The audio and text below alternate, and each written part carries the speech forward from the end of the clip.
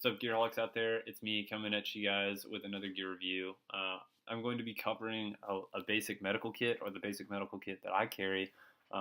Generally, when I'm doing long distance backpacking trips, some of the things I change out over others, just depending on one, the weight, and two, what I'm feeling like I need and what I don't need. Um, one of the things one of the things that I do find that I'm always needing is obviously a medical kit. You should never skip out on a medical kit. I carry this Pocket Medic kit with me, and it's really awesome. It comes with a whole list of things actually already in there, and I can kind of read some of those off. Sterile gauze, antiseptic wipes, adhesive fabric bandage, adhesive fabric knuckle bandage, butterfly closure bandage, triple antibiotic ointment, single use, obviously, moleskin, pre-cut and shapes, ibuprofen, afterbite, splinter picker, and tick remover, forceps, very important, and then obviously safety pins. And it has many, many, many usages and roles, and it does not weigh hardly anything. It doesn't say how much it actually weighs on here. I don't have the ounces on here, but it does not weigh much. It couldn't weigh more than a couple of ounces, you know.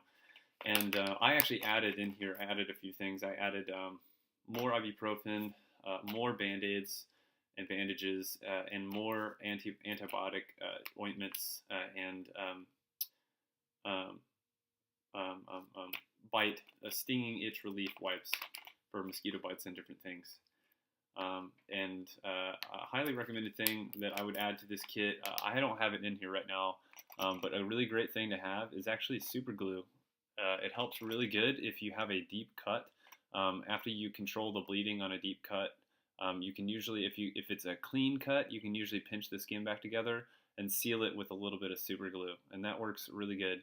That may not be the recommended way to actually seal wounds, but it's a very good temporary solution if you have to do it and you're in a pinch. Super glue is always awesome, especially if you don't like stitches like me. I don't like stitches, so I would prefer to super glue myself and risk exposing myself to toxins rather than having a needle push through my skin a bunch of different times. And that's what I've used in the past, and that works for me. You guys may differ, but that's just my opinion. Another thing I actually keep is not alongside of the medical kit. Also keep this. This is a quick clot combat gauze. I got this. I think I acquired it through my brother-in-law. He's in the military, and they give these out like cakes apparently to military guys, especially when they go into combat or combat zones. He had a whole box of these, and I grabbed a few of them. I've never actually used one of these, but I have opened one just to see what it was like. And it is really kind of a cool thing. It is just a sterile gauze that is basically a long section of gauze. Let's see, how long does it say? It's 3 inches wide by 4 yards. That's a lot of gauze, and so you can use that for a lot, and it's very absorbent. So you can use this for if you have extreme bleeding that you need to control. These are really great to have, and it does not weigh anything. I don't even, let's see, there's no ounces on here either, but it does not weigh anything. I mean, it feels like it's not even there. It's like air. It's like holding a handful of cotton balls. There's nothing really there. And the fact that it's in a really nice sealed package that can be used as after you use the gauze, you can stick it in there as a hazardous kind of hazardous to keep all your hazardous wear in there if you need to. So that's kind of a nice thing that they kind of that I've gotten. And I don't know where you can go and find these. Maybe you'll find these at like surplus stores. But I know I use this, or I take it with me just in case. And I don't always have all this with me. Like I said, I kind of change things out. I already did a review on the awesome pocket guide to field or emergency field aid. And this thing's awesome. I can't say enough about this. It has every list of all the cool things you could ever need to know in the outdoors or emergency purposes. I like to keep this with me just in case, stuff hits the fan and you freak out and you forget how to do anything. This is always a great thing to have. And there's, obviously you're limited with how much you can do depending on how much you take. But this is really highly recommended by me. I always take this with me when I go backpacking because you just never know what's going to happen. I already went over the medical kit. Another thing I take with me, and this sounds really weird, But I take iodine, uh, and specifically the reason why I take iodine, it has two primary functions. One, if something were to happen, and not only if you cut yourself, but if you impale yourself with something really sharp and it's protruding, or whether it's a piece of wood or metal or whatnot, or if it's a little bit of a burn, the best thing to do is to clean off the area as much as you can before you actually pull the punctured whatever it is. The best thing to do is to actually cover it in as much iodine as you can, just to prevent any kind of bacteria or whatever from entering your body if you have to pull it out. Obviously, if you get impaled like that, you should seek medical attention first. But if you feel confident enough that you can pull it out and you'll be all right, I would highly recommend that you use a lot of iodine first. It helps with like splinters too. You want to coat the splinter first, and then you can pick at it all you want and actually pull it out. And it just helps kind of prevent a lot of bad bacteria and things from getting in your system, and it's just another safety net against fighting bacteria and preventing infection. So and I just feel like it works really well for me. I got this at Kroger a long time ago. I probably should change it out. It may have already expired. No, it hasn't expired yet, but it will expire eventually, and so you need to constantly check the expiration date on this because you don't want to be stuck out in the wilderness with expired goods. And I don't think this costs very much over at Kroger or anything. So check it out. And another good thing about it is I actually wrote on there, you can use iodine to purify water if you need to, and that's in a very extreme survival situation.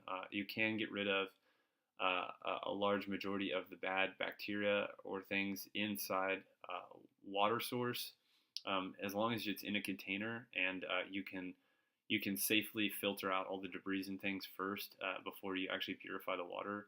Or surface water, you can purify your surface water if you need to. And I actually wrote on my actual iodine thing, I wrote 5 drops per liter, just so I remember how many actual drops you need to purify water. And it's just smart. It's a smart thing to do. To write on there, just in case you forget, because sometimes, your memory is not always the best thing to recall. And I find that if you write it down somewhere, you'll more likely remember it than just forgetting it and being stuck in a situation where you're like, well, how many drops was it that I needed to put in there? Was it 10 or was it 2? Or was it 5? And it's like, well, if you undershoot it, you're going to get sick and die from bacteria. But if you overshoot it, you're going to die because you poison yourself. But if you get it just right, you're not going to kill yourself. So it's not to be fooled around with, and it's not to be done on a regular basis. But it is a very good preventative if you had to, in an emergency survival situation, had to do it. This works really well. And so I usually keep this with me anyways for those emergency purposes. Obviously, there are better means of purifying water. This is just one of the ways that I have, just in case I am on the move and I do not have time to purify water, and I do not have my purification systems with me. I have not tried it, and I do not really wish to try it, but it's there just in case I need to. And I'm sure it tastes horrible, and I'm sure there's somebody out there that's done it, and they'll agree that it's probably not the best method, but it works, and it's there. So that's really, I'm just covering a basic idea of medical kit. I may do a separate review on the actual medical kit where I get everything out, but I'm not going to do that right now, just because I want to go over general medical needs when you're out in the field. There are other systems out there that have more equipment in them, and they're better medically equipped, and you can buy all sorts of shapes and sizes of packages that have medical goods in them. It just depends on how many ounces and how much weight you're willing to take. Obviously, the more stuff you take with you, the more prepared you probably will be in case something happens, especially in a more extreme situation. So that being said, that's pretty much all I have to cover over these entire systems. And if you guys have any questions or comments, you can comment at the bottom, and I'd be more than willing to respond back. But as I always say, be safe out there. Don't poison yourself, and don't cut yourself.